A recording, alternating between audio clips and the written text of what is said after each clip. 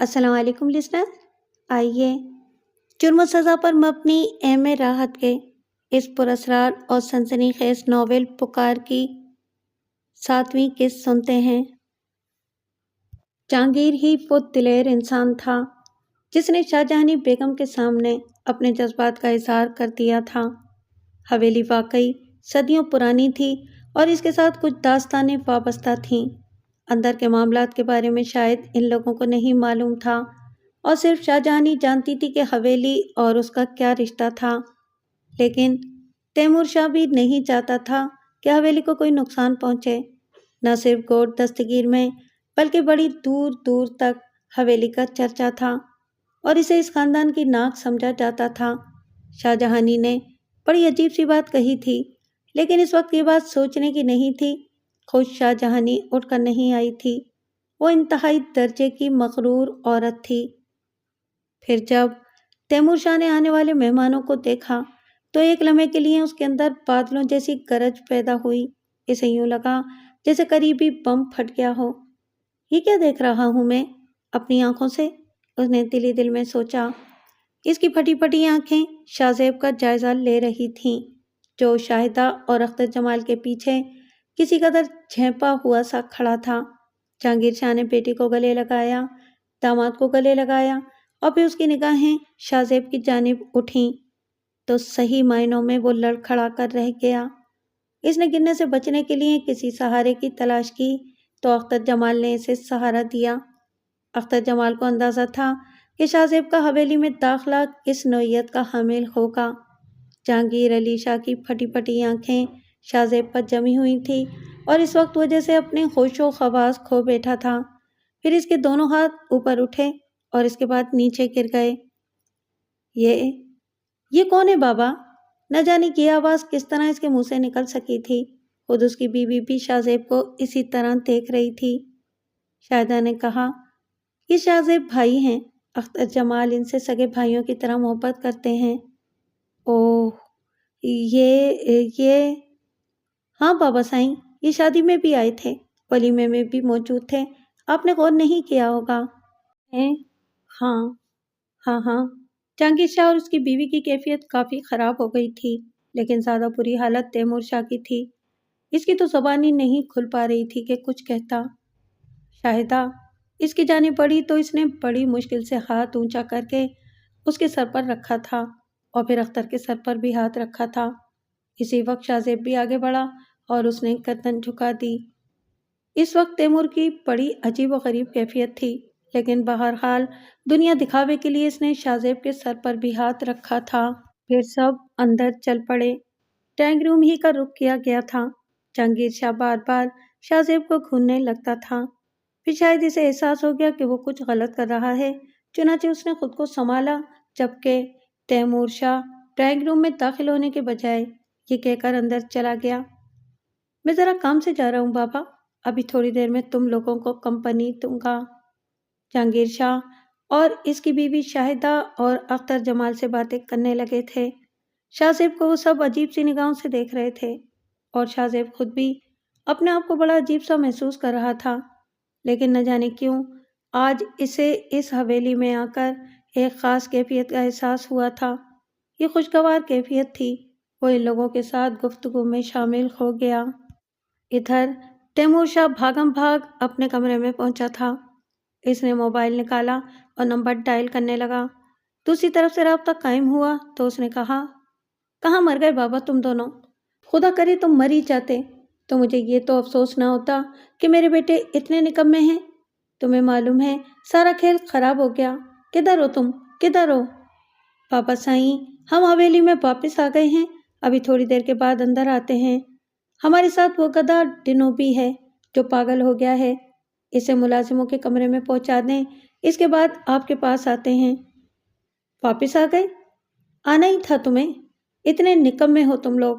آؤ میرے کمرے میں آؤ، میں تمہارا انتظار کر رہا ہوں، تیمور علی شاہ نے کہا۔ تھوڑی دیر کے بعد نادر شاہ اور جابر شاہ کمرے میں داخل ہو گئے۔ ان کے چہروں پر پھٹکار برس رہی تھی۔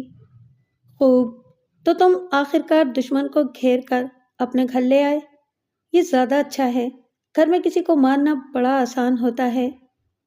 بابا سائیں، ہمارے کو نہیں معلوم تھا کہ وہ ادھر آ رہا ہے، ہم تو سائے کی طرح اس کا پیچھا کر رہے تھے۔ بڑا اچھا کر رہے تھے تم، اس سے آگے تم کر بھی کیا سکتے تھے؟ میں نے تمہیں کس لیے بھیجا تھا بابا؟ کیا کہا تھا تم سے؟ یہ کہا تھا کہ تم اسے یہاں لے آؤ، ادھر آنے دو۔ نہیں بابا سائیں، ہماری بات تو سنیں۔ بڑی مشکل سے ہم نے اسے تلاش کیا، وہ اختر سائیں کے گھر میں ہی تھا، ادھر ہی رہ رہا ہے آج کل، اور اس گھر میں ہم اندر داخل ہو کر اس پر حملہ نہیں کر سکتے تھے۔ ٹھیک، تمہارا باپ جمال شاہ ہے، تمہارا دادا اختر جمال ہے، ارے ہم کون ہیں تمہارے؟ تم ان کے گھر میں داخل ہو کر ایک چھوٹا سا کام نہیں کر سکتے؟ تیمور شاہ ان دونوں کو بری طرح ڈانٹنے لگا۔ بابا سائیں، آپ لوگ ہی ناراض ہوتے، پھر ہم سے کہتے کہ ہم نے رشتوں کا بھی خیال نہیں کیا۔ اور بیٹا، وہ جو یہاں آ کر سارے رشتے توڑ دے گا، ہمارے تمہارے، یہ بات تمہیں یاد ہے؟ سڑکوں پر آ جاؤ، کس سڑکوں پر، ساری پڈیرا شاہی نکل جائے گی۔ اما سائیں کا مسئلہ دوسرا ہے، اور جہاں تک جہانگیر شاہ کا تعلق ہے تو انہیں کیا پڑی ہے کہ کسی مشکل کا شکار ہوں، لیکن جو ہمارے اوپر ٹوٹے گی تم اس کے بارے میں سوچ بھی نہیں سکتے۔ بابا سائیں، اب وہ ہماری حویلی میں ہیں، ہم اسے مار دیں گے، اتنا آسان ہے؟ ارے پاگل کے بچوں، وہ بلا وجہ تو حویلی میں نہیں آیا ہوگا۔ پر ایک بات سمجھ میں نہیں آئی۔ کیا بابا سائیں؟ یہ اختر جمال شاہ کیا اسے جان بوجھ کر ادھر لایا ہے؟ کیا اس کے پیچھے کوئی راز ہے؟ دیکھو، میری آنکھیں ہمیشہ تصویر کے دوسرے رخ کی طرف دیکھتی ہیں، چراغ کے نیچے جھانکتی ہیں کہ اس اندھیرے میں کیا ہو رہا ہے۔ ذرا غور سے سنو میری بات، تم لوگوں کو اور کیا کہوں؟ گدھے کا بچہ کہتا ہوں تو خود ہی گدھا بنتا ہوں، اور دوسری گالیاں دیتا ہوں تو سب میرے ہی اوپر آ جاتی ہیں۔ سمجھ رہے ہو نا تم؟ ایک بات کا جواب دو، وہ اپنی حویلی میں آیا ہے، ایسی تھوڑی آ گیا ہوگا۔ تمہاری تو عقل تمہارے پیروں کے نیچے پہنچ چکی ہے بابا، مگر میں ابھی ہوش میں ہوں، اس کا بال تک بھی بکا نہیں ہونا چاہیے جب تک میں نہ کہوں۔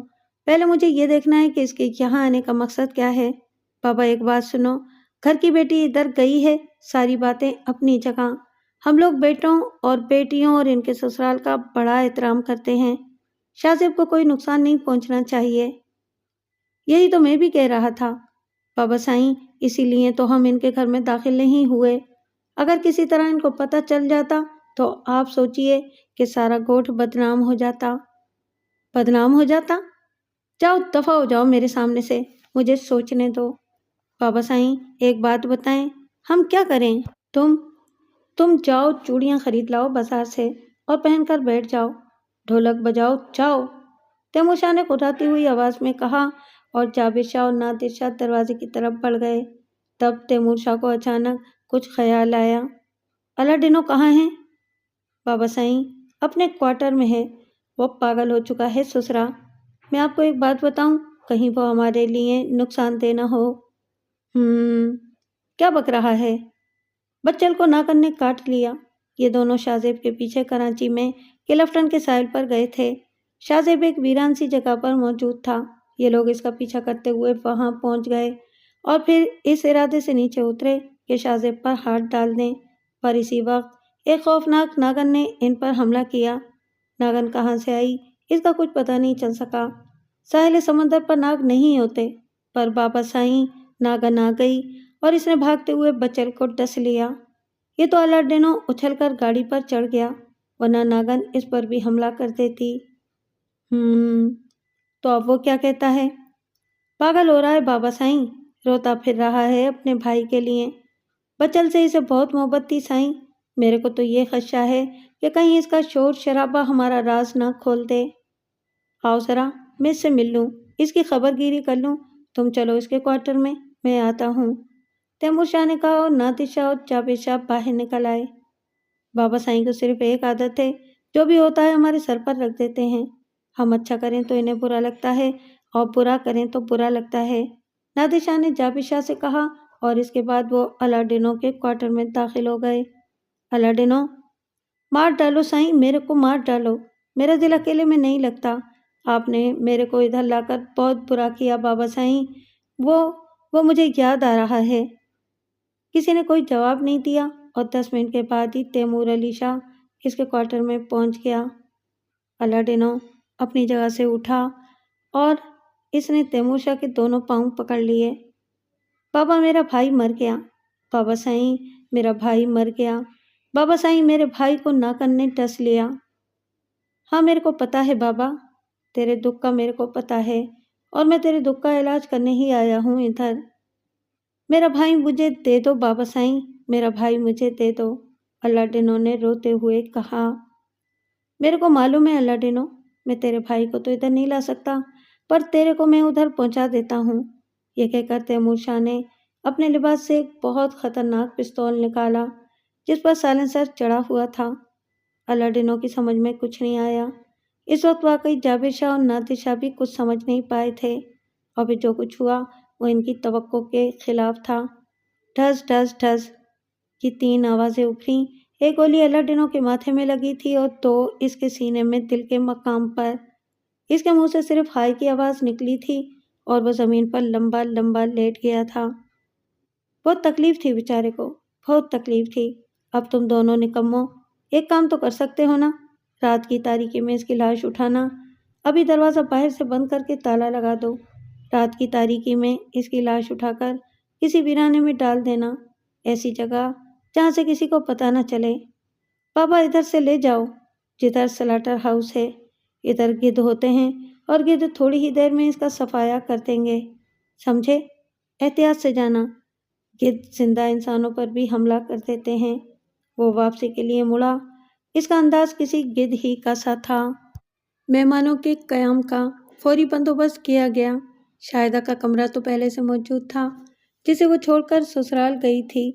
شاہ زیب کو دور کے ایک کمرے میں ٹھہرانے کی بات ہوئی تو شاہدہ نے فوراً مداخلت کی، نہیں، بھائی کے لیے یہ برابر کا کمرہ ٹھیک کرایا جائے، وہ اس میں ٹھہریں گے۔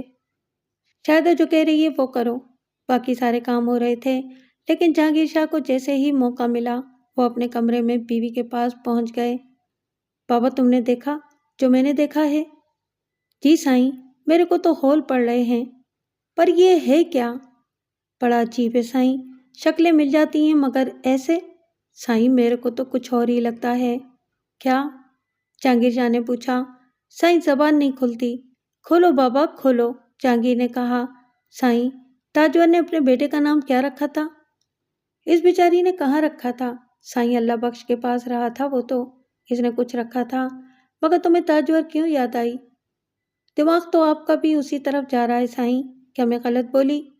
جہانگیر شاہ نے کوئی جواب نہیں دیا۔ کچھ دیر خاموش رہنے کے بعد وہ بولا، تم شاہدہ سے اس کے بارے میں پوچھو، میں کچھ اور کرتا ہوں۔ کیا سائیں؟ شاہدہ اماں سائیں کو سلام کرنے گئی ہے۔ ہاں وہ ادھر ہی ہے۔ وہ لڑکا بھی گیا ہے؟ ہاں۔ وہ خطرے میں ہے۔ اماں سائیں نے بڑے شاہ کی کوئی تصویر حویلی میں نہیں برداشت کی تو کسی زندہ وجود کو کیسے برداشت کریں گی؟ تو پھر کیا کرو گے سائیں؟ اس کی حفاظت ضروری ہے، سنگین خطرہ لاحق ہو گیا ہے، لگتا ہے کہ حویلی کسی نئے طوفان سے دوچار ہونے والی ہے، جہانگیر شاہ نے کہا۔ پھر موبائل فون پر کسی کا نمبر ملانے لگا۔ فون ملا کر اس نے کہا، کون بابا؟ کمال شاہ؟ کدھر ہے بابا؟ نواب شاہ میں۔ فوراً کوٹھ آ جاؤ، ہاں بھابھی کو ساتھ لے کر آنا، میں انتظار کر رہا ہوں۔ کمال شاہ کو بلایا ہے؟ ہاں، وہ میرے بھروسے کا آدمی ہے، اسے فری ہینڈ دینا ہوگا، جہانگیر شاہ پراسرار لہجے میں بولا۔ تیمور شاہ شاہجہانی کے کمرے میں داخل ہو گیا۔ شاہجہانی نے نفرت بھری نظروں سے اسے دیکھا، پھر بولی، میں سمجھی کوئی نوکر ہے، کیوں آئے ہو؟ ایک خبر دینی ہے اماں سائیں۔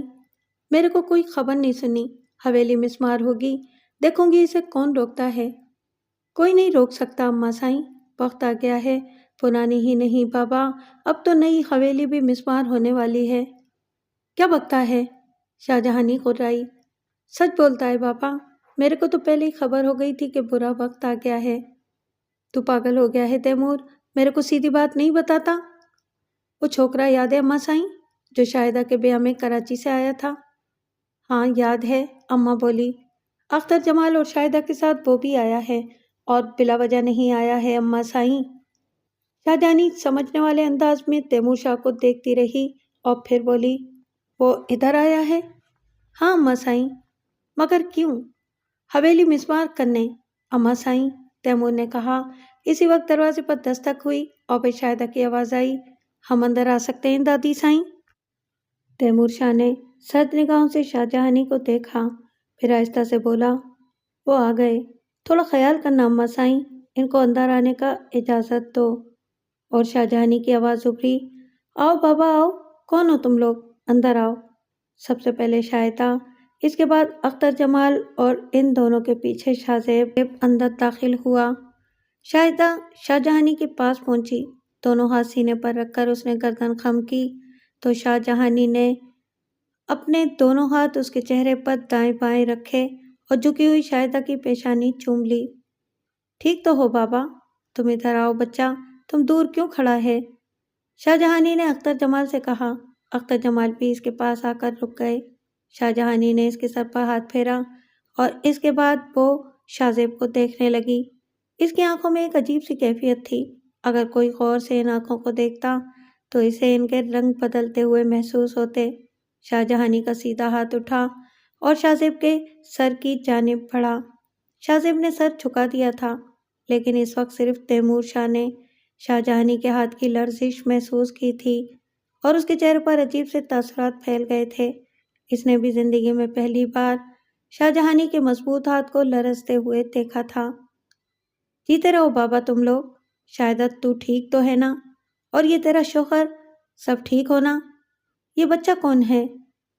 मेरा दोस्त है दादी साईं, अख्तर जमाल ने कहा। बैठो बाबा बैठो, क्या खाओगे पियोगे?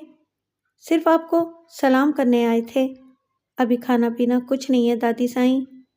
और बाबा तुम बोलो, तुम्हारा काम शाम ठीक चलता है? शाहजहानी ने अख्तर जमाल से पूछा। ये आपकी दुआएं हैं। ठीक है बाबा, इधर बैठो या आराम करो, जैसा तुम्हारा दिल चाहे। नहीं आप आराम करें दादी साईं, हम तो बस हाजिरी के लिए आए थे। ठीक है जाओ बाबा, शाहजहानी ने कहा और वो लोग वापसी के लिए पलट गए। तैमूर शाह खामोशी से बैठा रहा था। इस दौरान इसने किसी बात में कोई मुदाखलत नहीं की थी, बस वो सबका जायजा लेता रहा था। जब वो चले गए तो शाहजहानी ने जलती हुई आंखों से तैमूर शाह को देखा और फिर आहिस्ता से बोली, तो बिल्कुल चुप बैठा है तैमूर? जी अम्मा साईं, आपके सामने मैं भला क्या बोल सकता हूँ? एक काम कर तैमूर शाह, अल्लाह बख्श को बुला कर ले आ। ठीक है अम्मा साईं। तैमूर शाह अपनी जगह से उठकर बाहर निकल गया। थोड़ी देर के बाद वो एक बूढ़े शख्स को लेकर अंदर दाखिल हुआ और इस बूढ़े शख्स ने दोनों हाथ जोड़कर शाहजहानी को सलाम किया। बैठो बाबा, अल्लाह बख्श बैठो, बहुत दिन के बाद तुमको देखा है, कभी कभी सलाम करने आ जाया करो। जो हुक्म मालकन साईं, जो हुक्म, आपने कभी याद नहीं किया, इसलिए हिम्मत नहीं पड़ी। बैठो बैठो, शाहजहानी ने कहा और अल्लाह बख्श नीचे फर्श पर बैठ गया। तब शाहजहानी ने तैमूर शाह को देखा, फिर बोली, जाओ बाबा तुम जाओ, अल्लाह बख्श हमारा पुराना खिदमतकार है, इसे कुछ बात करनी है। तैमूर शाह को शाहजहानी के अल्फाज नागवार गुजरे थे, लेकिन इसे कुछ बोलने की जरूरत कहाँ हो सकती थी। वो वापस चला गया। अल्लाह बख्श सवालिया निगाहों से शाहजहानी को देख रहा था। बाबा अल्लाह बख्श, तुमसे एक बात पूछनी है। वो बच्चा तुमने पाला था जो हमने तुम्हें दिया था, काफ़ी टाइम रहा तुम्हारे पास, तुम्हारी घरवाली तो इस दुनिया में नहीं है, कितना टाइम हो गया इसको मरे हुए? पूरे 12 साल मालकन साईं, अल्लाह बख्श ने हाथ जोड़कर जवाब दिया। हाँ वो होता बाबा तो इससे बहुत सारी बातें मालूम हो सकती थी। एक सवाल मैं तुम्हारे से करती हूँ अल्लाह बख्श, क्या नाम रखा था इस बच्चे का तुमने? झूमर कहते थे हम इसे मालकन साईं। अभी एक बात मेरे को बताओ, तुम्हारी घरवाली इसका सारा काम करता था, कभी तुमने इसको गुस्ल कराया? नहीं मालकन साईं, आप मेरे को बोलो, आप ये सवाल क्यों करता है? बाबा कोई ऐसा निशान पिशान था उसके बदन पर जिससे इसका पहचान होता? मेरे को मालूम नहीं मालकन साईं। अच्छा एक बात बोलो, वो अपना नाम पहचानता था? जब तुम लोग इसको झूमर कहकर बोलता था तो वो अपना नाम सुनकर तुम्हारी तरफ देखता था? हाँ मालकन साईं, समझदार हो गया था, मगर ज़्यादा नहीं, 2-2.5 साल का तो था। हाँ ये बात तो है। हाँ एक बात बताओ मेरे को, बचपन में इसका शक्ल साईं हुमायूं जैसा था? ہمایوں شاہ جیسا؟ شاہ جہانی نے سوال کیا۔ اللہ بخش اپنے ذہن پر زور دینے لگا اور پھر آہستہ سے بولا، نہیں مالکن سائیں، میرے کو ایسا کوئی خیال نہیں پڑتا ہے۔ اچھا ٹھیک ہے، جاؤ اور سنو، میں نے تمہارے سے جو کچھ پوچھا، اگر تمہارا کوئی جان بھی نکال دے تو تم اسے نہیں بتاؤ گے کہ میں نے تم سے کیا پوچھا؟ تیمور شاہ کو بھی نہیں۔ وہ بولے، تو تم اس کو بول دینا کہ مالکن سائیں نے منع کر دیا ہے کہ اس ٹائم کا کوئی بات کسی کو نہ بتایا جائے، ٹھیک ہے؟ جی مالکن سائیں، جیسا آپ کا حکم، اللہ بخش نے کہا اور اپنی جگہ سے اٹھ گیا۔ اور سنو، تیمور شاہ جدھر بھی ہے اس کو تلاش کر کے ادھر بھیج دو۔ جو حکم مالکن سائیں، اللہ بخش نے ہاتھ جوڑ کر کہا اور گردن خم کر کے دروازے سے باہر نکل گیا۔ تیمور شاہ اسے چند گز کے فاصلے پر ہی مل گیا تھا۔ اس نے گردن خم کر کے کہا، چھوٹے بابا سائیں، مالکن سائیں آپ کو بلاتی ہیں۔ تیمور شاہ نے کوئی جواب نہیں دیا اور ایک بار پھر وہ دروازہ کھول کر اندر داخل ہو گیا۔ شاہ جہانی کسی سوچ میں گم تھی، پھر وہ تیمور شاہ سے بولی، بیٹھو، تم میرے سے ناراض ہو جاتے ہو، میرے کو معلوم ہے، پر میرا مزاج ذرا الگ ہے، سمجھ رہے ہو نا؟ نہیں اماں سائیں، کوئی بات نہیں ہے، آپ حکم کریں۔ تیمور شاہ نے کہا، بیٹھو بابا بیٹھو، میں تمہارے کو بولتی ہے بیٹھو۔ شاہ جہانی نے کہا اور تیمور شاہ اس کے سامنے پڑی ہوئی ایک کرسی پر بیٹھ گیا۔ شاہ جہانی کچھ دیر خاموش رہی، پھر بولی، میں نے اسے دیکھا ہے، میرے کو وہی لگتا ہے۔ جی اماں سائیں، مجھے اس شکل سے نفرت ہے، ابھی سارا کام چھوڑو، اس کی ماں کو تلاش کرو۔ جی اماں سائیں، اس کو اغوا کرو، پارا دری والے کھنڈر لے جاؤ، پورے بدن سے کھال اتار دو، اس سے پوچھو اس کا ماں کون ہے، اسے ختم کر دو اور پھر تاجور کو بھی مار دو۔ اور سنو، تم جانتا ہے کہ اس کی ماں کا زندگی تمہارے لیے سب سے زیادہ نقصان دہ ہے۔ جی اماں سائیں، اس بار تیمور کا انداز چونکنے والا تھا۔ شاہ جہانی کے ہونٹوں پر زہریلی مسکراہٹ پھیل گئی۔ تمہاری ماں ہوں تیمور شاہ، بے وقوف سمجھتے ہو تم؟ حیدرآباد کے 10 پلازے، سکر کی 1600 ایکڑ زمین، نواب شاہ کی 2 مارکیٹیں، کئی ارب کی مالیت کی بنتی ہیں بابا۔ جہانگیر شاہ نے اس طرف اس لیے توجہ نہیں دی کہ اسے اورنگزیب کے بیٹے کی زندگی کا یقین تھا اور وہ غاصب نہیں بننا چاہتا تھا، کیونکہ وہ مذہبی آدمی ہے۔ وہ سب تمہارے قبضے میں ہے، میرے کو بھی اس بات پر اعتراض نہیں ہے، لیکن میں نے اپنا لخت جگر کھویا ہے، یہ ماں بیٹے کیسے زندہ رہ سکتے ہیں؟ جی اماں سائیں، تیمور شاہ نے تھوک نکلتے ہوئے کہا، تاجور کو تلاش کرو، ان دونوں ماں بیٹوں کو ختم کر دو۔ میں تلاش کرتا ہوں اماں سائیں۔ جاؤ، شاہ جہانی نے سرد لہجے میں کہا اور تیمور شاہ باہر نکل آیا۔ اس کی پیشانی پر سوچ کی گہری لکیریں تھیں۔ اپنے کمرے میں داخل ہو کر اس نے اپنے بیٹوں کو طلب کر لیا اور بولا، کیا کر رہے تھے تم دونوں؟ آپ کے حکم کا انتظار کر رہے ہیں بابا سائیں۔ اماں سائیں نے میرے سے بات کی ہے۔ تیمور شاہ نے بیٹوں کو پوری بات بتائی، پھر بولا، اس نے میرے کو اچھی تجویز دی ہے، ابھی ہمیں ایسا کام کرنا ہے کہ شاہ زیب کو اغوا کر لو، اسے تاجور کے پاس تہخانے میں لے جاتے ہیں، شاہ زیب کو اذیت دینے سے وہ ہوش میں آ جائے گی۔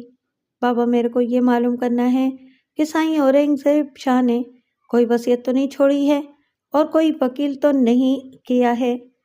ماں بیٹوں میں سے کسی کو تو اس بارے میں معلوم ہوگا۔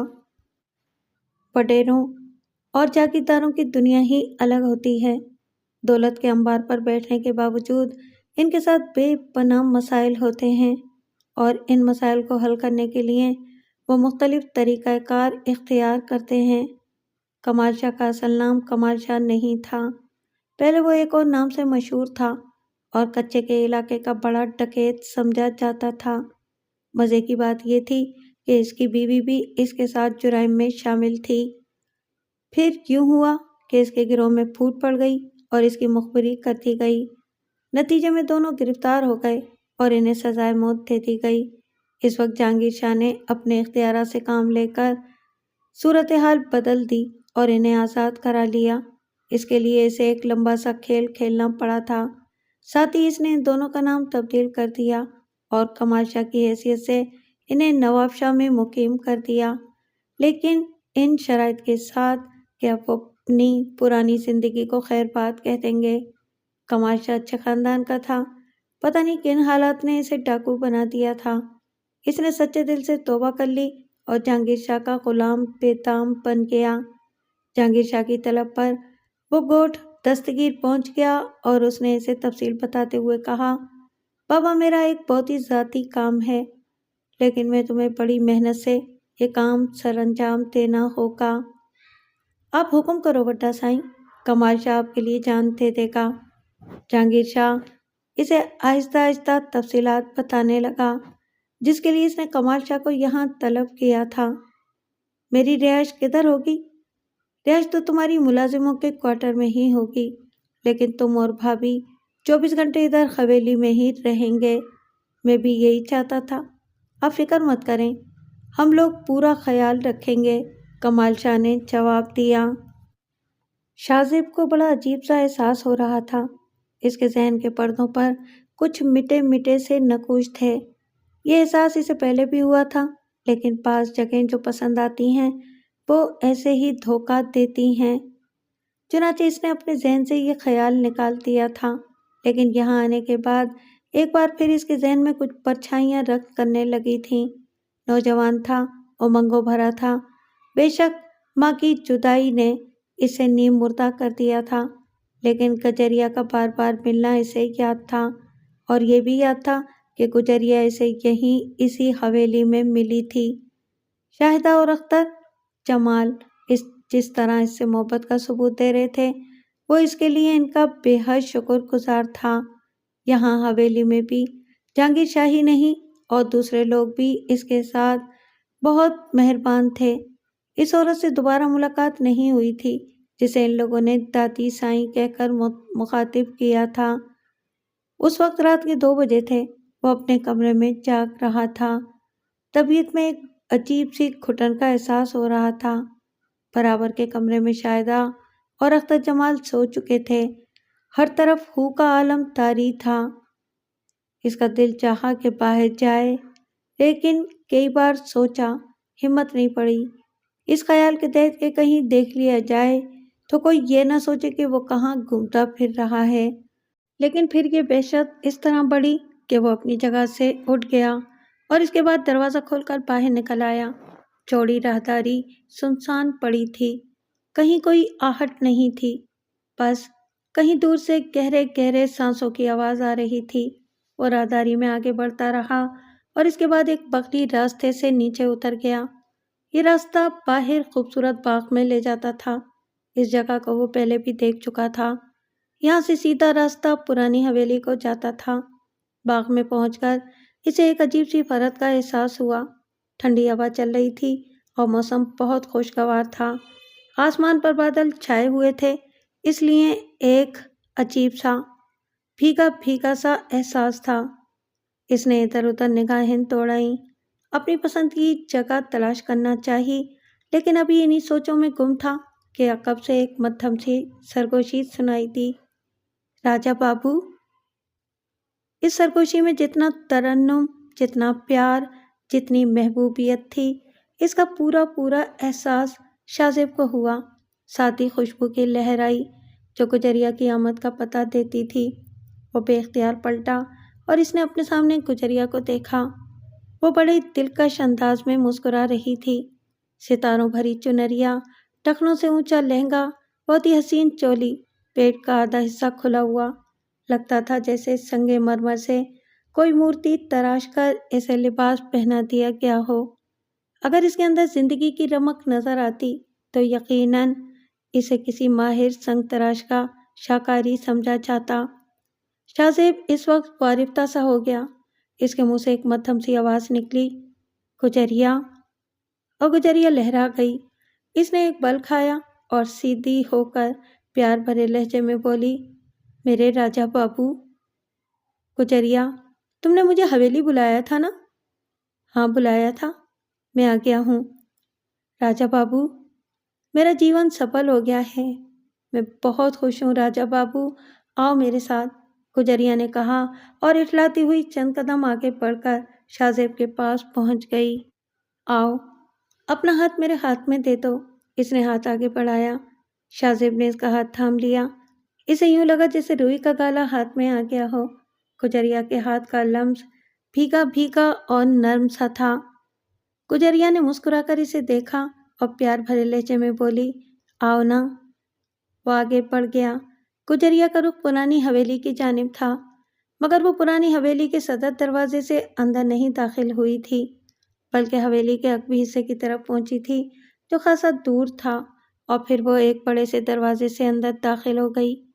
दरवाजे से आगे ढलान थे, जो गहराइयों की तरफ जा रहे थे। शाहजेब शहर के से आलम में चला जा रहा था। गहराइयाँ तय हो रही थीं। अगर वो बेखुदी के आलम में न होता तो शदीद हैरान हो जाता। इस तरह की कोई जगह इसने पहले कभी नहीं देखी थी। दोनों सिमत दीवारें थीं, बस ये रास्ता गहराइयों में उतरा चला जाता था। यूँ लगा जैसे वो तहतुस सरा में पहुंच गए हैं। जब रास्ते का इख्तिताम होने लगा तो शाहजेब ने एक दरवाज़ा देखा। गोल दरवाजे की दूसरी तरफ मध्यम मध्यम रोशनी फैली हुई थी। गुजरिया इसे साथ लिए हुए इस दरवाजे से दूसरी तरफ निकल गई। दूसरी तरफ का माहौल नाकाबिले यकीन था। बिल्कुल एक तिलस्माती फ़ज़ा थी, मध्यम मध्यम रोशनी, जिसके बारे में कुछ नहीं कहा जा सकता था कि कहाँ से आ रही है। बस कुर्बो जवार का माहौल रोशन था। हसीन फूल खिले हुए थे, जिससे उठने वाली खुशबू बिल्कुल ऐसी थी जैसे गुजरिया की आमद से पैदा होती थी। बड़ा अजीब व गरीब इलाका था। समझ में नहीं आता था कि कौन सी जगह है। एक तरफ एक संगमरमर की बारादरी जैसी बनी हुई थी। गुजरिया का रुख उसी तरफ हो गया। बारादरी के सामने एक छोटा सा तालाब था, जिसके किनारे बेंचें पड़ी हुई थीं। गुजरिया वहां पहुंचकर खड़ी हो गई और इससे बोली, बैठें राजा बाबू। शाहजेब बेख्तियार बैठ गया। गुजरिया से कुछ फासले पर बैठ गई। इसने कहा, तो आप आ ही गए ना? मैंने आपको बुलाया था राजा बाबू। आप कहाँ चले गए थे? आपको पता है कि आपकी गुजरिया के साथ कैसी नाइंसाफ़ी हुई? इसे जीते जी जहन्नम में झोंक दिया गया। राजा बाबू, मेरी समाधि तक नहीं बनाई गई, हमारा अंतिम संस्कार तक नहीं हो सका। आप चले गए ना राजा बाबू? मगर अब आप नहीं जाएंगे। आपको मेरी समाधि बनाना होगी, मेरे पूरे परिवार की समाधि बनाना होगी, यहीं इसी जगह। जब तक आप ये काम नहीं करोगे मेरा, आपका मिलन नहीं हो सकता राजा बाबू। राजा बाबू, वो देखें, वो जो संगमरमर की सिलों से जोड़कर जगह बनाई गई है, वो मेरी समाधि के लिए है। मुझे मेरी चिता दे दें, आप मुझे मेरी चिता दे दें राजा बाबू। राजा बाबू, गुजरिया की आवाज़ सिसकियों में डूब गई। शाहजेब पर एक अजीब सी कैफियत तारी हो गई। इसने गुजरिया का नाजुक हाथ अपने हाथ में ले लिया और बोला, मैं गुजरिया, मेरी समझ में कोई बात नहीं आई तुम्हारी। आए राजा बाबू, मैं आपको सब कुछ समझाऊं। आए, मैं आपको सब कुछ समझाऊंगी, उसने कहा और शाहजेब का हाथ पकड़कर वहां से एक तरफ चल पड़ी। लेकिन अभी चंद ही कदम चली थी कि अचानक ठिठक कर रुक गई। सामने रामनाथ और जगन्नाथ खड़े हुए थे। इस वक्त वो अकेले नहीं थे, बल्कि इनके साथ और भी बहुत से अफराद थे। छोटे छोटे चंद बच्चे, एक उम्र रसीदा औरत, दो नौजवान लड़कियां, एक बूढ़ा शख्स, वो सब अजीब से अंदाज में नीम दायरे की शक्ल में खड़े हुए थे। गुजरिया के मुंह से निकला, हाय राम, ये सब आ गए।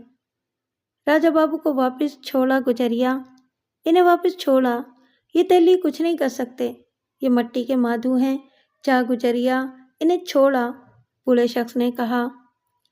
ये मेरे राजा बाबू हैं पिताजी। जा, मैं तुझसे कह रहा हूं ना, इन्हें छोड़ा। जगन्नाथ, रामनाथ, देख रहे हो तुम? जाओ, इन्हें ले जाओ, इन्हें इज्जत के साथ इनकी जगह पहुंचा दो। जाओ, इन्हें ले जाओ। रामनाथ और जगन्नाथ आगे बढ़े और उन्होंने शाहजेब को दोनों तरफ से बाजुओं में पकड़ लिया। फिर वो शाहजेब को जबरदस्ती घसीटते हुए बाहर ले गए। गुजरिया की आवाज़ सुनाई दे रही थी, ना करो मेरे राजा बाबू के साथ, ऐसा ना करो, मेरे राजा बाबू के साथ ऐसा ना करो, इन्हें ना ले जाओ। ये मुझे मेरी समाधि देंगे, ये मुझे मेरी चिता देंगे, ये मेरा अंतिम संस्कार करेंगे। राजा बाबू, राजा बाबू, राजा बाबू। अचानक शाहजेब के जहन को एक झटका सा लगा।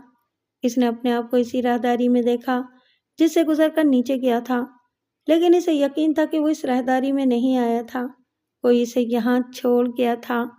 جو کچھ ہوا تھا وہ پورے ہوش و حواس کے عالم میں ہوا تھا، کوئی خواب نہیں تھا، کوئی دیوانگی نہیں تھی۔ کچھ لمحات وہ اپنی جگہ کھڑا رہا، نہ جانے کیوں اس کا دل امنڈ امنڈ کر آ رہا تھا۔ پھر اسے تاجور یاد آئی اور وہ آنسوؤں میں بھیگا ہوا اپنے کمرے کی طرف چل پڑا۔ سب سو رہے تھے، ہر طرف گہرا سناٹا تھا۔ تیمور شاہ کو جواب دینا تھا، لیکن کیا کرتے؟ موقع ہی نہیں ملا تھا۔ سائے کی طرح شاہ زیب کا پیچھا کر رہے تھے، دن کا چین رات کی نیند حرام کر رکھی تھی۔ انتظامات کر لیے تھے کہ شاہ زیب کو اغوا کریں اور وہاں پہنچا دیں جہاں کے بارے میں تیمور شاہ نے کہا تھا۔ اس وقت بھی حالانکہ رات کے 2 بج رہے تھے، لیکن وہ شاہ زیب کی رہائش سے تھوڑے فاصلے پر ایک خالی کمرے میں موجود تھے۔ یہاں سے شاہ زیب کی رہائش گاہ پر ایک کھڑکی کے ذریعے نگاہ رکھی جا سکتی تھی۔ رات کا گہرا سناٹا طاری ہو گیا تھا اور حویلی میں کہیں کسی کے جاگنے کے آثار نظر نہیں آ رہے تھے۔ ملازم تک گہری نیند سو رہے تھے، لیکن وہ دونوں جاگ رہے تھے اور اپنے باپ کو کوس رہے تھے۔ نادر شاہ نے جابر شاہ سے کہا، یار ایک کام کریں، بابا سائی نے تو ہماری جان کے لیے ایک عذاب بنا دیا ہے۔ ارے بابا سیدھی سی بات ہے، پستول کی 2 گولیاں استعمال کی جائیں اور دونوں ماں بیٹوں کی چھٹی کر دی جائے۔ اب جب یہ دونوں مر جائیں گے تو چاہے کتنے ہی وصیت نامے ہوں، کس کے لیے استعمال ہوں گے؟ پر بابا، باپ ہونا بڑا فائدہ مند ہے، اولادوں کو سولی پر لٹکائے رکھتے ہیں یہ باپ لوگ۔ ارے وہ دیکھو، اچانک ہی جابر شاہ کے منہ سے نکلا اور ان کی نگاہیں اس دروازے کی طرف اٹھ گئیں جو شاہ زیب کے کمرے کا دروازہ تھا۔ برابری شاہدہ اور اختر جمال کا کمرہ تھا۔ شاہ زیب دروازے سے نکلا تھا اور بے خودی کے سے عالم میں چوڑی راہداری میں ایک جانب پڑ گیا تھا۔ اٹھو بابا اٹھو، اس سے اچھا موقع اور کوئی نہیں آئے گا، جلدی کرو جلدی، جابر شاہ نے نادر شاہ سے کہا اور نادر شاہ نے وہ ہلکا کمبل اٹھا لیا جسے شاہ زیب کے اغوا کے لیے استعمال کیا جانا تھا، ساتھ ہی ایک چوکور سا ڈبہ بھی جس میں کلوروفارم سے بھیگا ہوا رومال رکھا تھا۔ ڈبے کو وہیں چھوڑ کر جابر شاہ نے رومال ہاتھ میں لیا اور اس کے بعد دونوں دبے پاؤں کمرے سے باہر نکل کر راہداری میں دیواروں کا سہارا لے کر آگے بڑھنے لگے۔ ارادہ یہی تھا کہ جیسے ہی کوئی مناسب جگہ نظر آئے شاہ زیب پر کمبل ڈال کر اسے لپیٹ لیا جائے اور اس کے منہ پر کلوروفارم بھرا ہوا رومال رکھ دیا جائے، بس پھر اس کے بعد سارے کام آسان ہو جانے تھے۔ شاہ زیب آگے بڑھتا رہا اور تھوڑی دیر کے بعد وہ راہداری سے نیچے اترا۔ یہ دونوں بھی اس کے پیچھے پیچھے چلتے ہوئے ان سیڑھیوں تک پہنچے جہاں سے انہیں نیچے اترنا تھا، لیکن اچانک ہی انہیں ایک ہولناک پھنکار سنائی دی۔ ایک لمحے کے لیے بات سمجھ میں نہ آئی، لیکن پھر آخری سیڑھی پر انہیں 2 ننھی ننھی غضبناک آنکھیں چمکتی نظر آئیں۔ کالے رنگ کا ایک ناگ اپنا چوڑا پھن کھاڑے کھڑا نظر آیا اور دونوں کے قدم رک گئے۔ ناگ نے ایک بار پھر پھنکار ماری اور یوں لگا جیسے وہ سیڑھیوں پر چڑھنے کی کوشش کر رہا ہو۔ دوسرے ہی لمحے نادر شاہ گھبرا کر پیچھے ہٹا تو جابر شاہ سے ٹکرا گیا۔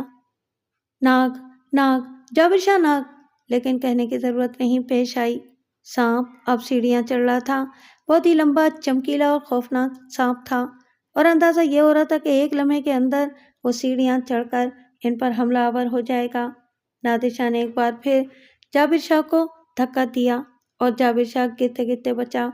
اس نے دیوار کا سہارا لے کر خود کو گرنے سے روکا اور اس کے بعد جو دونوں بھاگے ہیں تو واپس آ کر کمرے ہی میں دم لیا۔ کمرے کا دروازہ بھی اس پھرتی سے بند کیا کہ اگر کوئی اور وقت ہوتا تو شاید وہ اس برق رفتاری سے دروازہ بند نہ کر پاتے۔ دونوں کے منہ سے عجیب و غریب آوازیں نکل رہی تھیں اور وہ خوفزدہ نگاہوں سے بند دروازے کو دیکھ رہے تھے جیسے سانپ دروازہ کھول کر اندر آ جائے گا۔ پھر جابر شاہ نے نادر شاہ کو غصیلی نگاہوں سے دیکھتے ہوئے کہا، دیکھ لیا تیرے کو بابا، میرے کو دھکا دے کر گرانے کی کوشش کی تھی تو نے، اگر میں گر پڑتا تو ناگ مجھ تک ضرور پہنچ جاتا۔ نادر شاہ نے کوئی جواب نہیں دیا، اس کا سانس بری طرح پھول رہا تھا۔ پھر اس نے کہا، مگر یہ ناگ آ کہاں سے گیا؟ بابا پھڑ میں جائے اس کا آنا نہ آنا، پر تو نے مجھے دھکا کیوں دیا؟ یار دھکا نہیں دیا تھا، بس میں یہ کہہ رہا تھا کہ یہاں سے بھاگو، جلدی سے بھاگو یہاں سے، دنیا اپنی اپنی دیکھتی ہے۔ ارے باپ، یہ ناگ تھا، یہ کیا تھا؟ ارے رے! دونوں کے بدن پسینے میں ڈوب گئے تھے۔ پھر اچانک جابر شاہ نے کہا، یار مگر یہ ناگ آیا کہاں سے؟ اور یہ ہمیں روک کیوں رہا تھا؟ شاہ صرف تو آرام سے نیچے چلا گیا تھا، اس وقت تو یہ ناگ نہیں آیا تھا۔ بابا چھوڑو اس بات کو، یہ بابا سائیں جو ہے نا ہمارے کو مروا کر دم لے گا۔ وہ تو نکل گیا، پر میں تم کو ایک بات بولوں، بتانا نہیں بابا سائیں کو، بس یہ کہنا کہ ہم لوگ کوششیں کر رہے ہیں، جان سولی پر لٹکا دی ہے ہماری۔ دونوں بری طرح بدحواس ہو گئے تھے۔ شاہجہانی ایک پراسرار عورت تھی، بڑی عجیب زندگی گزاری تھی اس نے۔ پتہ نہیں کس عمر میں وہ خوش مزاج تھی بھی یا نہیں، لیکن اس کے بچوں نے ہوش سنبھال کر اسے ہمیشہ ایک نام مہربان روپ میں دیکھا تھا۔ رات آدھی سے زیادہ بیت چکی تھی، لیکن وہ کھڑکی کے پاس کھڑی پرانی حویلی کی جانب دیکھ رہی تھی۔ اس کی آنکھوں میں قہر و غضب کی بجلیاں کوند رہی تھیں اور وہ خونخوار محسوس ہو رہی تھی، مگر اس کے منہ سے ایک مدھم سی آواز نکلی، غلط ہو رہا ہے، سب کچھ غلط ہو رہا ہے۔ یہ کہانی تو ختم ہو گئی تھی، لیکن اب یہ کیسے جاگ گئے؟ یہ سب کچھ نہیں ہو سکتا۔ میں نے جو کچھ کھو دیا ہے وہ میں نہیں پا سکتی، اور جس مقصد کے لیے میں نے یہ سب کھویا تھا اس کا حصول میری زندگی کا سب سے اہم مسئلہ ہے۔ نہیں، تمہیں جانا ہوگا۔ میں نے ایک بار تمہیں دنیا سے رخصت کر دیا تھا، تمہیں واپس جانا ہوگا۔ اے لڑکی، تو شاہجہانی کو شکست دینا چاہتی ہے؟ کبھی مانی ہے میں نے شکست؟ اوہ اوہ! پھر اس کے حلق سے کھرراہٹیں نکلنے لگیں۔ اس نے شاہ زیب کو دیکھا تھا جو کھوئے کھوئے سے انداز میں قدم اٹھاتا ہوا آگے بڑھ رہا تھا، اور پھر اس نے چاندی کی طرح چمکتی گجریا کو بھی دیکھا تھا جو شاہ زیب کے پاس پہنچ گئی تھی۔ پھر گجریا نے شاہ زیب کا ہاتھ پکڑا اور اسے لے کر ایک طرف چل پڑی۔ شاہجہانی کی مٹھیاں بھیج گئیں، آنکھیں خون اگلنے لگیں، اس کا پورا بدن تھر تھر کانپ رہا تھا۔ وہ وحشت کے عالم میں کھڑکی کے پاس کھڑی ہوئی تھی اور اس کے حلق سے کھرراہٹیں نکل رہی تھیں۔ نہیں نہیں نہیں! اور جب گجریا شاہ زیب کو لے کر پرانی حویلی کے عقبی حصے میں گم ہو گئی تو وہ واپس پلٹی، گھٹنوں کے بل زمین پر بیٹھی، پھر زمین پر اوندھی لیٹ گئی اور بلک بلک کر رونے لگی۔ رات نہ جانے کیسے گزری۔ صبح جب وہ جاگی تو اس کا چہرہ انگارے کی طرح دہک رہا تھا۔ واش روم میں جا کر نہ جانے کتنی دیر تک وہ ٹھنڈے پانی کے نیچے کھڑی رہی۔ اس کے بعد لباس وغیرہ تبدیل کر کے باہر آئی۔ باہر آ کر وہ اپنے کمرے میں بیٹھ گئی۔ بہت دیر گزر گئی تو ایک ملازمہ اس کے پاس آئی۔ مالکن سائیں، ناشتے کی میز پر آپ کا انتظار ہو رہا ہے۔ جاؤ، ان سے کہہ دو کہ میری طبیعت ٹھیک نہیں ہے، میں ناشتہ نہیں کروں گی، اور تم سانبھل کو بھیج دینا۔ ابھی نہیں، تھوڑی دیر کے بعد۔ اور اگر کوئی مجھے دیکھنے کے لیے آنا چاہے تو ان سے کہنا کہ اس وقت میں کسی سے نہیں ملوں گی، میرے سر میں شدید درد ہے۔ ملازمہ گردن جھکا کر چلی گئی اور شاہ جہانی ایک آرام دہ کرسی پر بیٹھ کر ہلکورے لینے لگی۔ باہر جا کر ملازمہ نے اس کی بات دہرا دی تھی، شاہ جہانی جو کچھ کہہ دے اس کی خلاف ورزی اس سے برداشت نہیں ہوتی تھی۔ چنانچہ کوئی شاہ جہانی کی خیریت معلوم کرنے کے لیے نہیں آیا، البتہ ٹیڑھی میڑھی شکل کا ایک کبڑا دروازے پر پہنچ گیا اور اس نے منمناتی ہوئی آواز میں شاہ جہانی سے اندر آنے کی اجازت طلب کی۔ شاہ جہانی نے اسے اندر آنے کے لیے اجازت دے دی تو وہ اندر داخل ہو گیا۔ سانبھل، تجھے ایک کام کرنا ہے، میرے قریب آ۔ موت کیوں آ رہی ہے تجھے؟ کیا میں ناگن ہوں جو ڈس لوں گی؟ نہیں نہیں، مالکن سائیں، حکم حکم۔ سانبھل آگے بڑھ کر اس کے قریب پہنچ گیا۔ شاہ جہانی آہستہ آہستہ اس سے کچھ سمجھانے لگی، پھر بولی، کتنی دیر میں یہ کام کر دے گا تو؟ مالکن سائیں، جانا پڑے گا، تھوڑا ٹائم لگ جائے گا، شام سے پہلے واپس آ جانا۔ جی مالکن سائیں، اتنا ٹائم بھی نہیں لگے گا۔ ٹھیک ہے، لیکن کام ہونا چاہیے، اس کی آپ فکر ہی نہ کرو مالکن سائیں۔ سانبھل نے کبھی کوئی غلط چیز آپ کو دی ہے؟ شاہ جہانی خاموش ہو گئی۔ آج سارا دن وہ کسی سے نہیں ملی تھی، البتہ شام کو اس نے ایک بہت ہی خوبصورت لباس پہنا اور اس کے بعد اپنے کمرے میں ٹہلنے لگی۔ زیادہ وقت نہیں گزرا تھا کہ سانبھل آ گیا۔ اس نے ایک چھوٹی سی شیشی شاہجہانی کے حوالے کرتے ہوئے کہا، تازہ نکال کر لایا ہوں الکن سائیں، ایک بڑا خطرناک سانپ پکڑا تھا میں نے، بس یہ چند ہی قطرے نکل سکے اس میں سے۔ ٹھیک ہے، کوئی بات نہیں۔ اس نے وہ ننھی سی شیشی لے کر اپنے لباس میں چھپا لی۔ اب اس کا موڈ بہت خوشگوار نظر آ رہا تھا۔ وہ تھوڑی دیر کے بعد کمرے سے باہر نکل آئی اور ٹہلنے والے انداز میں باغ میں پہنچ گئی۔ یہاں شاہدہ، شاہ زیب اور اختر جمال چہل قدمی کر رہے تھے۔ شاہدہ کی ماں بھی اس کے ساتھ تھی۔ شاہجہانی کو دیکھ کر سب کے سب رک گئے۔ شاہدہ نے کہا، دادی سائیں بہت کم اپنے کمرے سے باہر نکلتی ہیں۔ شاہجہانی خلاف معمول اچھے موڈ میں ان کے پاس پہنچ گئی۔ تم لوگ جب اکیلے اکیلے سارے کام کر لیتے ہو تو مجھے احساس ہوتا ہے کہ میں تم لوگوں سے کتنی دور ہو گئی ہوں۔ نہیں دادی سائیں، آپ ہم سے کہاں دور ہوئی ہیں، ہم تو آپ کے مزاج کے مطابق کام کرتے ہیں، شاہدہ نے کہا۔ کیسی ہے ریتو، کیسی گزر رہی ہے سسرال میں؟ دادی سائیں، آپ کی دعائیں ہمیشہ میرے ساتھ رہی ہیں اور وہی دعائیں کام آ رہی ہیں۔ سب لوگ بہت اچھے ہیں۔ ہاں، اور تم لڑکے، تم تو ایسا لگتا ہے جیسے تم نے مجھے تسلیم ہی نہیں کیا، شاہجہانی نے شاہ زیب کی طرف رخ کر کے کہا۔ شاہ زیب چونک پڑا۔ نہیں دادی سائیں، دادی سائیں، اختر جمال جلدی سے بولا۔ نہیں دادی سائیں، ایسی بات نہیں ہے، میں دوسری بار یہاں آیا ہوں، ابھی میری کسی سے واقفیت نہیں ہے۔ دل چاہتا ہے تم سے بہت سی باتیں کی جائیں۔ میں حاضر ہوں دادی سائیں۔ ایسے نہیں، رات کے کھانے کے بعد تھوڑی دیر کے لیے میرے کمرے میں آنا، تم سے باتیں ہوں گی، شاہجہانی نے صاف لہجے میں کہا، اور شاہ زیب چونک کر اختر جمال اور شاہدہ کو دیکھنے لگا۔ ہاں ہاں شاہ زیب، دادی سائیں بہت اچھی ہیں، تم ضرور چلے جانا۔ کھانے کے بعد شاہ زیب نے اختر جمال سے کہا، مجھے خصوصی طور پر بلایا گیا ہے۔ ہاں تم جاؤ، کوئی بات نہیں ہے، آرام کرو، اختر جمال نے کہا۔ شاہ زیب جب اپنے کمرے میں چلا گیا تو اختر جمال دھواں لہجے میں بولا، شاہدہ بڑی سنگین صورتحال ہے، کیا کیا جائے؟ میں خود پریشان ہوں، میرے دل میں ایک خوف ہے شاہدہ، کہیں دادی سائیں شاہ زیب کو کوئی نقصان نہ پہنچا دیں۔ شاہدہ خشک ہونٹوں پر زبان پھیرنے لگی اور پھر بولی، ان کی حکم عدولی بھی خطرناک ہو سکتی ہے، کیا ہم شاہ زیب کو ہوشیار کر دیں؟ شاہدہ نے کوئی جواب نہیں دیا، لیکن جو کچھ ہوا وہ ان لوگوں کی بھی توقع کے خلاف تھا۔ شاہ زیب ان کو بتائے بغیر شاہجہانی کے کمرے میں چلا گیا تھا۔ اس نے دروازے پر دستک دی تو اندر سے آواز آئی، آ جاؤ، میں تمہارا انتظار کر رہی ہوں۔ شاہجہانی کی آواز ابھری اور شاہ زیب اندر داخل ہو گیا۔ شاہجہانی اپنی کرسی پر بیٹھی مسکرا رہی تھی۔ اس کے برابر انتہائی خوبصورت چاندی کے گلاس اور چاندی کا ایک جگ رکھا ہوا تھا۔ اس جگ میں ایک بہت ہی خوش رنگ مشروب بھرا ہوا تھا۔ آؤ، شاہ زیب بتایا گیا ہے تمہارا نام میرے کو۔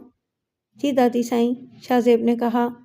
شاہجہانی نے عجیب سے انداز میں اسے دیکھ پھر آہستہ سے بولی، دادی سائیں؟ ہاں دادی سائیں۔ باپ کہاں ہے تمہارا؟ باپ؟ ہاں بھائی، کیا نام تھا تمہارے باپ کا؟ دادی سائیں، اورنگزیب، میری ماں نے مجھے یہی بتایا تھا۔ اورنگزیب؟ شاہجہانی کے حلق سے بے شمار قرراہٹیں نکل گئیں۔ پھر اس نے کہا، کدھر گیا تمہارا باپ؟ دادی سائیں، ان کا انتقال ہو گیا۔ کدھر کے رہنے والے ہو تم لوگ؟ مجھے نہیں معلوم دادی سائیں۔ کیا مطلب؟ بس دادی سائیں، میں نے اپنی ماں کی آغوش میں آنکھ کھولی، اسے ہی دیکھا، میں نے باپ کو کبھی نہیں دیکھا۔ جھومر ہے نا تمہارا نام؟ جی؟ شاہ زیب حیرت سے بولا، جھومر؟ ارے میں پتہ نہیں کہاں بھٹک جاتی ہوں۔ ماں کہاں ہے تمہاری؟ کھو گئی ہے دادی سائیں، کھو گئی ہے۔ کہاں کھو گئی ہے؟ مجھے نہیں معلوم دادی سائیں، بس ماں کی تلاش میری زندگی کا مقصد ہے۔ کچھ بے سکون نظر آتے ہو، ایک منٹ، شاہجہانی نے کہا اور سامنے رکھے ہوئے دونوں گلاسوں میں جگ کا مشروب انڈیل لیا۔ لو، شاہجہانی نے ہاتھ آگے بڑھایا۔ اسی وقت پیچھے سے کوئی چیز زوردار آواز کے ساتھ نیچے گری اور شاہجہانی کا ہاتھ بہک گیا۔ گلاس اس کے ہاتھ سے چھوٹ کر نیچے گر گیا اور مشروب قالین پر بہنے لگا۔ شاہجہانی نے خوفناک انداز میں پلٹ کر پیچھے دیکھا اور ایک دم اس کے انداز میں ایک وحشتناک کیفیت پیدا ہو گئی۔ حویلی کی طرف سے کھلنے والی کھڑکی کے اوپر کالے رنگ کا ناگ پھن کاڑے لہرا رہا تھا۔ کھڑکی کے پاس ایک چھوٹا سا کارنس تھا جس پر انتہائی خوبصورت بہت ہی نازک بلوری گلدان سجا ہوا تھا۔ ناگ نے وہ گلدان گرا دیا تھا اور اس کی آواز سے جو لرزش ہوئی تھی اسی کی وجہ سے شاہجہانی کے ہاتھ سے گلاس نیچے گر پڑا۔ شاہزیب بے اختیار کھڑا ہو گیا۔ شاہجہانی کے حلق سے دہشتناک چیخیں نکلیں۔ وہ ایک الماری کی جانب پلٹی اور اس نے الماری کھول کر اس میں سے ایک پستول نکال لیا۔ شاہزیب حیران نگاہوں سے اس پستول کو دیکھ رہا تھا۔ شاہجہانی نے دانت کچکچا کر کھڑکی کا نشانہ لیا اور ناگ پر کئی فائر کر ڈالے۔ ناگ نے الٹی کلا بازی کھائی اور نیچے گر پڑا۔ شاہجہانی دوڑتی ہوئی کھڑکی تک آ گئی۔ پھر اس نے شاید ناگ ہی کے نشانے لے لیے تھے۔ اس وقت اس کے پستول پر سائلنسر نہیں لگا ہوا تھا، اس لیے دھائیں دھائیں کی بہت سی آوازیں ابھریں اور ساتھ ہی شاہدہ اختر جمال، جہانگیر شاہ اور کئی افراد اندر گھس آئے۔ شاہجہانی کا چہرہ بری طرح بگڑا ہوا تھا۔ اس کے ہاتھ میں پستول تھا جو خالی ہو چکا تھا۔ اگر پستول خالی نہ ہوتا تو شاید وہ شاہزیب پر فائرنگ کر ڈالتی۔ فائرنگ کی آواز سن کر یہ سارے کے سارے اندر آئے تھے۔ جہانگیر شاہ شاہجہانی کے پاس پہنچ گیا۔ کیا ہوا اماں سائیں؟ کیا ہوا؟ کون تھا؟ تم سب اندھے ہو گئے ہو؟ حویلی میں ناگ دندناتے پھر رہے ہیں اور تمہیں کچھ نہیں معلوم؟ وہ شاید ناگن تھی جو کھڑکی پر چڑھ آئی تھی۔ نکل گئی کم بخت۔ لیکن کب تک؟ چلو دفع ہو جاؤ تم سب لوگ۔ کیا کر رہے ہو میرے کمرے میں؟ جاؤ، کوئی بھی مجھے یہاں نظر نہ آئے۔ شاہجہانی نے پستول ڈریسنگ ٹیبل پر دے مارا۔ پستول شیشے پر پڑا اور شیشہ چھناکے کے ساتھ ٹوٹ گیا۔ ایک عجیب سی وحشتناک فضا پیدا ہو گئی۔ جہانگیر شاہ نے آہستہ سے کہا، آؤ سب لوگ باہر آ جاؤ۔ نکلو، میں کہتی ہوں نکلو یہاں سے۔ شاہجہانی آگے بڑھی اور اس نے پستول اٹھا لیا۔ پھر الماری کے پاس جا کر اس میں سے کارٹریج نکالا اور پستول میں لگا کر واپس پلٹی، لیکن اتنی دیر میں سب لوگ کمرے سے باہر نکل چکے تھے۔ واجد علی شاہ نے اختر جمال کو فون کیا۔ ہاں اختر، وہاں کی باتیں سناؤ۔ ابھی تک سب ٹھیک ہے بھائی جان، کوئی بہت ہی اہم واقعہ پیش نہیں آیا۔ شاہزیب بھی ٹھیک ہے، ویسے یہاں ایک عجیب و غریب کردار موجود ہے۔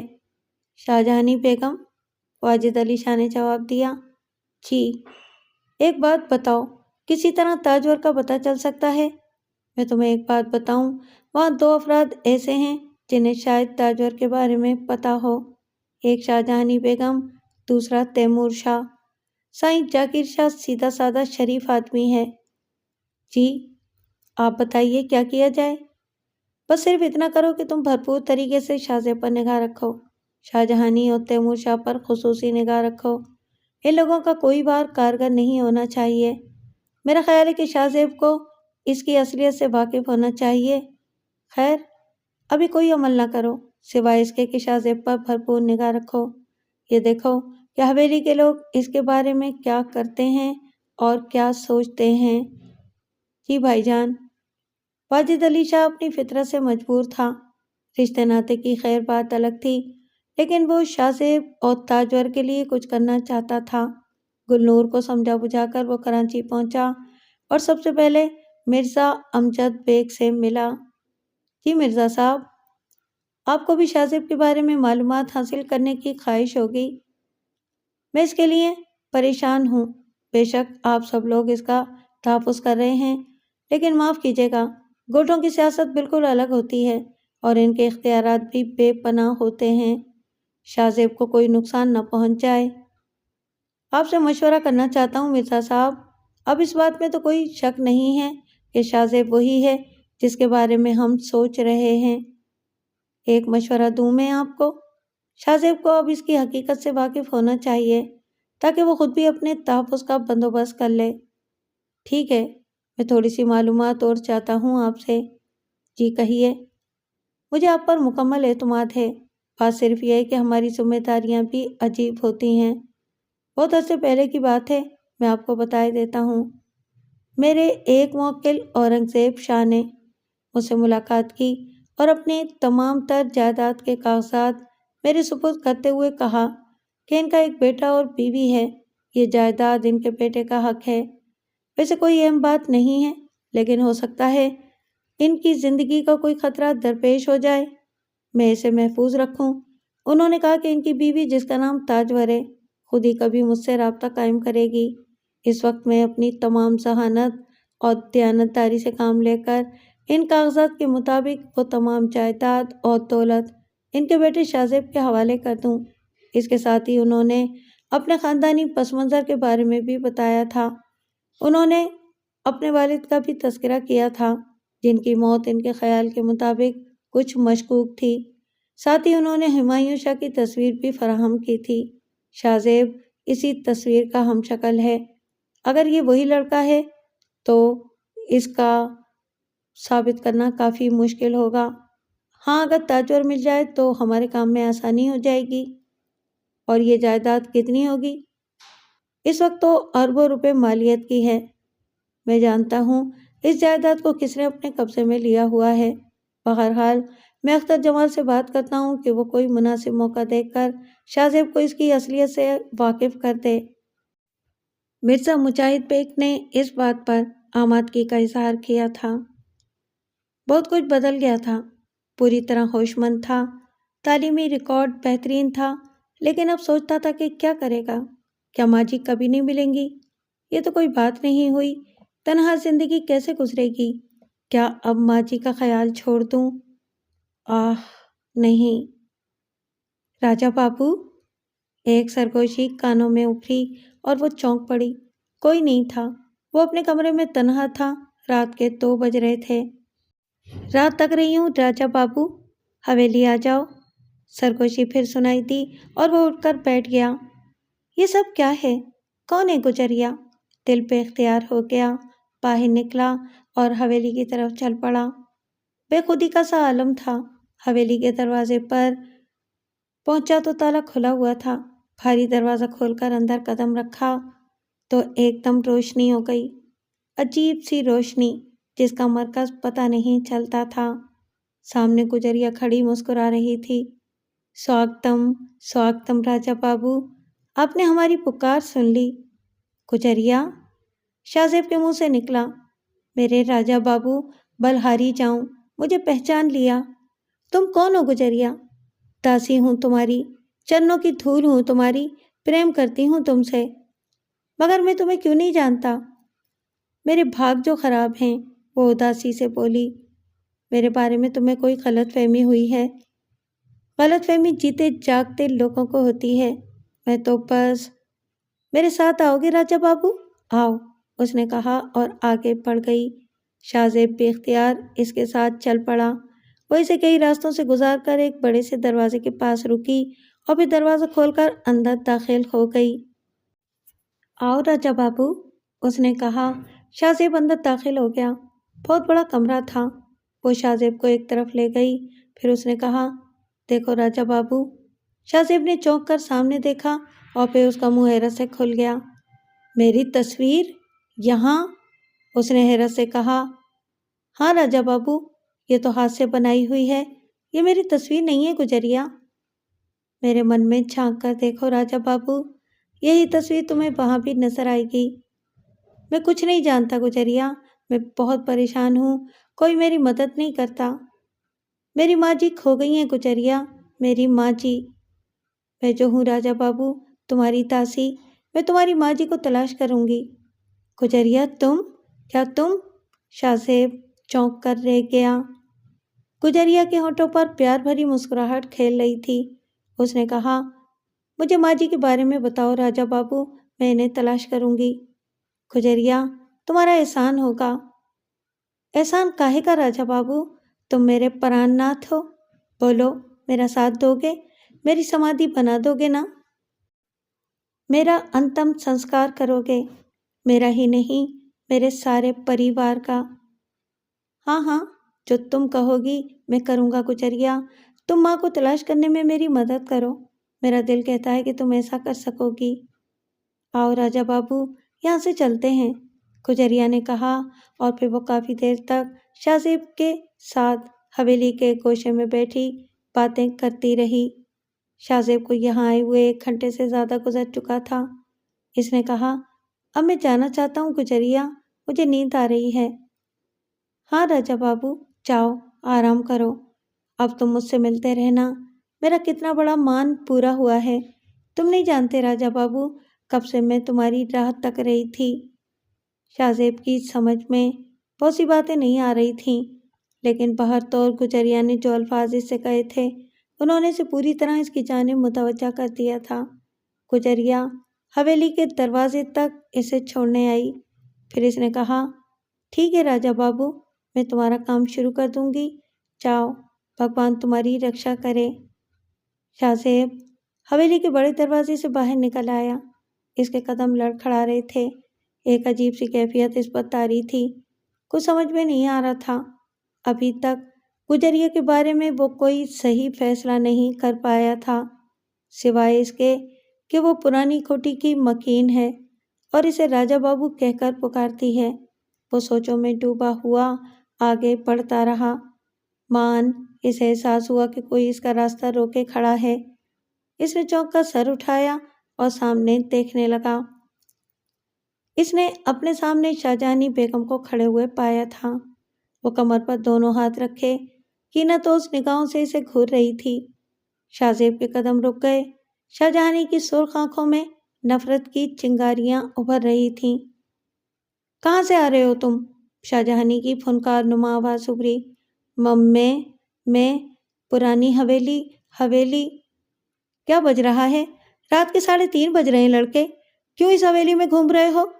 کیا تلاش کر رہے ہو؟ کیا چاہتے ہو؟